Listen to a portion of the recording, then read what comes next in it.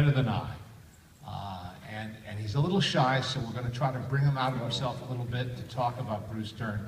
Please give a warm welcome to Quentin Tarantino.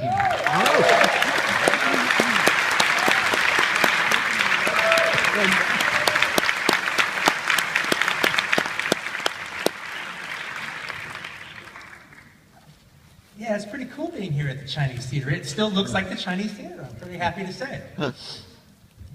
So, about Bruce Dern. Most older seasoned great actors will tell you if you want real results, not entertaining horse shit, but real magic that's worth sending to the lab, that takes hard work. The hardest work most actors do is learning their lines, and most of them don't even do that. But if you look at Bruce Dern's filmography, that is a filmography that exemplifies hard work. Bruce Dern is a man who did it the hard way. He worked with the greatest directors in the business, and he worked with the worst. Before his great work in the 70s, he did every Western show on television, 3 times. The year that Jack Nicholson was starring in 5 Easy Pieces, Bruce was starring in The Incredible Two-Headed Transplant and guesting on Land of the Giants.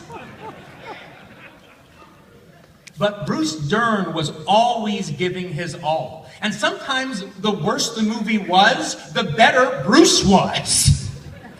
Just always trying to give the audience something to look at. Psycho Savages is a good example of that one, if you're going to look it up. Now, in my opinion, Bruce Dern is an acting national treasure. And I don't mean that as a far-flung platitude. He's an acting treasure, that goes without saying. But I'm saying he's a national treasure because Bruce Dern is one of the finest and most entertaining examples of great American acting. Full of raw vitality, grabbing your attention, never letting go, spontaneous, always looking for a moment, always looking for an opportunity to do something. Not content to being palsy-wowsy with the other actors. He's trying to beat them. He doesn't need 6 weeks rehearsal like the Brits. He shows up on Monday on the Big Valley, he kicks Lee Major's fucking ass, and he goes home.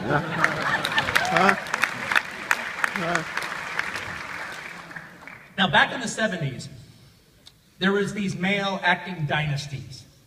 There was the Coppola gang, Al Pacino, Robert De Niro, James Caan, John Cassell.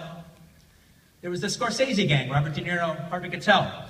There was the Cassavetes group, himself, Gazzara, Falk. But over in Los Angeles, just a little bit earlier, there was another group. And these men did biker movies and hippie movies for Roger Corman and Richard Rush, and they did every episodic TV work they got a chance to do. And these men were Bruce Dern, Jack Nicholson, Peter Fonda, and fellas that aren't here no more, like Dennis Hopper and Adam Rourke. London has its mystique, New York has its mystique, but those men in the late 60s and 70s gave Los Angeles actors a good name and an example to aspire to.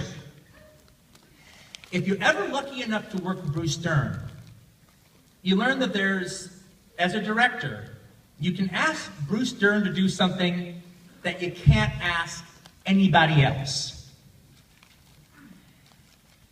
And what you can ask Bruce Dern to do that you can't ask anybody else is, Bruce, can you give me a Dernsey? I mean, the shot needs a Dernsey. The scene, it needs a Dernsey. My idea, it needs a Dernsey. My whole fucking movie needs a Dernsey. Can you give me one? And what a Dernsey is a reason or an excuse to film the shot in the first place. I don't have one.